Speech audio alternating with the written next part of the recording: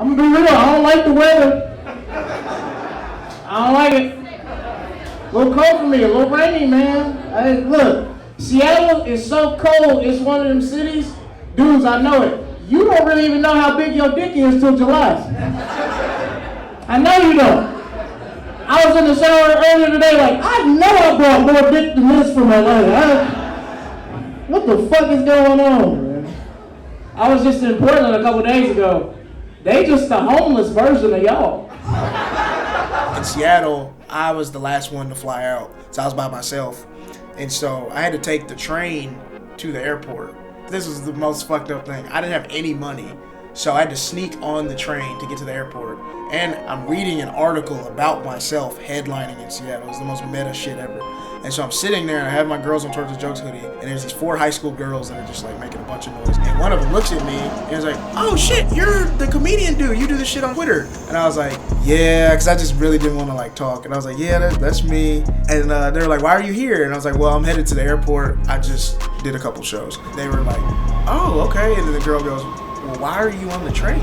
I was just like, wow, I'm really getting roasted by teenagers right now. That like hit me in my chest. She was like, "You have like followers and you do comedy and all this kind of stuff." And I was like, I mean, that doesn't mean I'm making money. And like, this is like the most like soul crushing shit to say to a bunch of kids. And I'm like, yeah, I'm not like rich or anything. I still have to do regular shit. And then one girl goes, "Oh my God, like you're like that guy from Atlanta." It was like the most embarrassing thing to have to like answer to this. And like there's other adults on the train and they're like looking at me like, "Yeah, why is this nigga on the train?" And then I'm in my head going like, "Nigga, why are you on the train? Fuck, why are you on the train?" But it's like, I don't know, but it's also one of those things, it's like, gotta be patient, you know.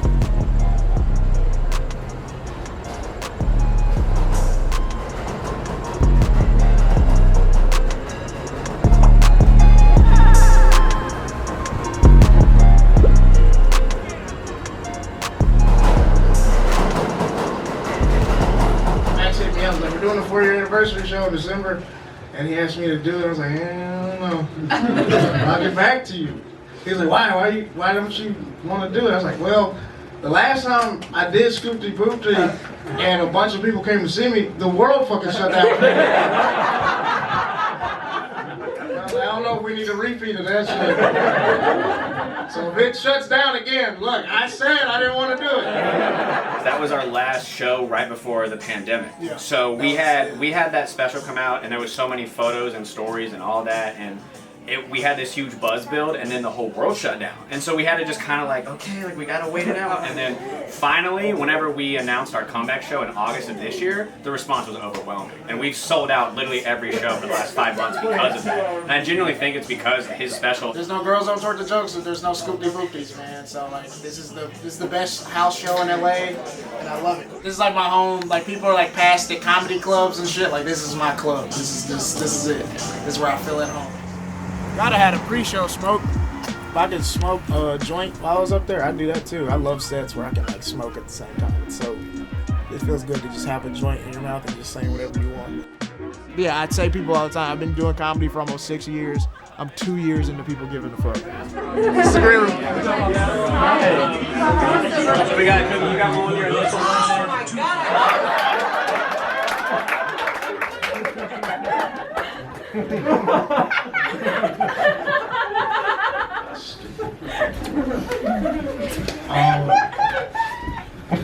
The city's interesting. You like that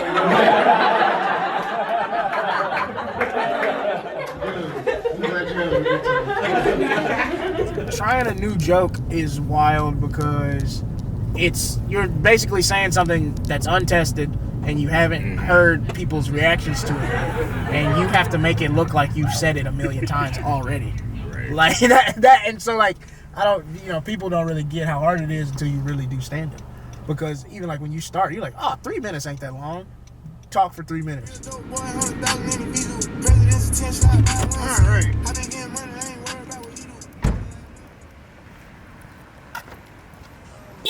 We wouldn't be anywhere without this dude. This dude like made our whole shit. I've had 2 like lethal bombs. Like, oof. One was at a mic my first like year, and then like 2 years in, one was at a show. I was just really bad. Like I don't know what it was. That was just horrible. See, me was. And I wanted to quit after both of those. In fact, the first one I did quit for like 3 months. Yeah. Oh wow. Big bomb. I respect that bomb. Yeah. What brought you back? I had a friend. I ran into a friend that was a comedian at the time, and they're like, "Yo, we're just doing like this like friends mic at my place, like it's just us hanging out." And I had quit comedy and not tell anybody, and so I was like, "Damn, I don't want to tell this nigga I quit, so I'll just go to the mic and then I'll just not do comedy anymore." Yeah. But I went to the mic and was just very candid and like killed. Yeah. And it was like my first like really good set. And I was like, all right, I'm gonna keep doing this shit. Yeah. So I just stayed in it. I love that. Yeah. But it was wild. If I hadn't ran into him just randomly, I would have never done comedy again. A lot of industry people don't really respect, people don't know this, they don't really respect like set tapes they give you doing it at a bar or in a backyard or at somebody's house or anything. Like my whole special's in a house. And I remember a manager I had, he sent a part of the set tape to somebody that produces for a bigger comedian to think about me opening for them. And he was like, "This is really good tape. This is really funny." But he didn't even say anything about my jokes. He literally says, "Does Niles have a tape that's in a comedy club somewhere?" And it's just like, motherfucker, like you think I'm performing in houses because I like doing that shit? Like I'm performing in backyards and houses because nobody's booking me at comedy clubs. Like I recently started performing like at the Improv and stuff like that. Put this shit back on the hard drive. You don't need to put this out. It's fun because it's like a little piece that you can control in this fucking industry where Exactly. they don't give you anything. Exactly. But for 7-10 minutes a night, I run this shit. I'm in charge. Exactly. And I get to say whatever the fuck I want. Exactly. And I get to write it, direct it, produce it. It's me. Yeah. I just got to watch history get made. Oh my god. The homie. This man right here is so funny and so amazing. Yo, check him out. I don't know him personally, but he's amazing. Hey, check your pockets, nigga. That was too quick. I was like, this nigga rock. Hey, my man, I just want to tell you, you had the best set I ever seen in my life. This internet following shit is like weird. This is what we really came out. I didn't know we were He's gonna too get fucking famous. People coming out and say, oh my God, Niles. You did such a good job. I love your comedy. I can't wait to see you again. What's your next show? Boyfriend, I mean, we gotta go. Hold on, baby. Hold on. Mom, hey, Niles. I just witnessed history. I got to see my homie get past and do her first set at the fucking Improv. I need the gay homies in my life, right? I need them because I can't be myself all the time around my straight friends. Like it's weird, straight dudes do this thing where individually we got emotions, but as a group, niggas is not giving no information up. It's bad. And some days, I just need a day where I listen to Kaylani. Like, I just want to do that. You know? Like, look, like, you guys, listen. You can't listen to Future every day. Every day can't be fucking bitches and Gucci flip-flops. That's not healthy. That's me. Come. That's what it says. What do I make the ladies do? Come. Come. And you too. You see it. Nigga. Get the fuck out of here. Okay, alright, I'm done. I'm out. She said. Legend in the making. Good to see you. To the green room. I'm not on the show tonight, but I'm hanging back here. There's hella niggas on this show. Damn! It's a lot of people. Nah. NA, not available for you fuck niggas. Bitch ass niggas. Meanwhile, come here, baby girl. Come here. It's like, here's some shit. Here are the audience that you don't think will like it, liking it. They're here, Yeah. there they are. I can literally show you people fucking with this. Exactly. Oh god. Hey. Okay. They let anybody on this show. I need you to start running new people by me, Max. What's going on, I didn't approve this booking. Hey, how are you? What's good? Yeah, I see your Yelp review on my booking. Yeah, I didn't approve this booking. I didn't know you was the governor. I am.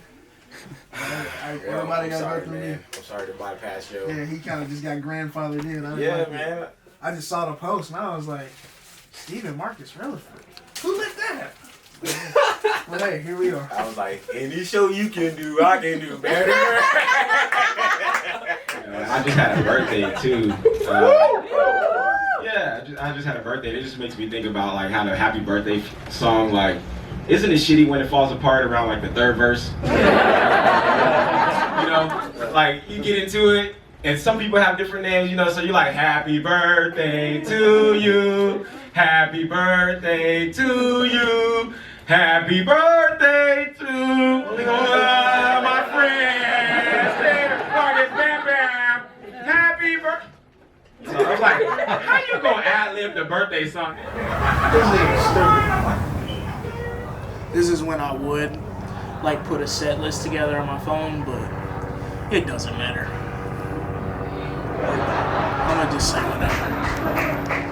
You already kind of know what you're gonna just see what comes to mind. Whatever I feel like doing when I get up there. How often do you do that versus put a set list together? For shows like this where I'm only doing like 10 minutes, most of them. Unless there's like a joke I just started doing and I'm like, I need to get more reps doing this one joke. I'll make sure I do that joke, but everything else just kind of falls into place how I feel it.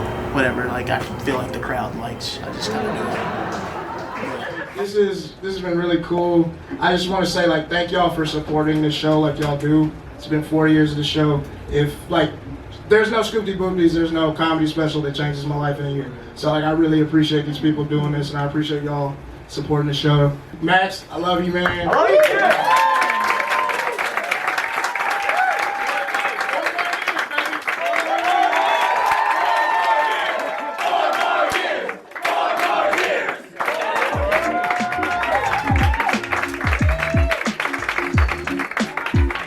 That's just a win because it's just like people that are gonna see you are gonna see themselves when they see comedy, and like that's what we do it for. It's like that's what we got into comedy for. We saw niggas like, yo, I'm like that nigga. That's just I think this shit, and they're saying that shit. The shit you were saying up there, somebody thinks that shit every day, and they need to hear it. You know what I'm saying? If they haven't been shot already, for sure. Yeah, they definitely thinking that So shit. it's just like, I'm gonna go fuck this nigga's girlfriend.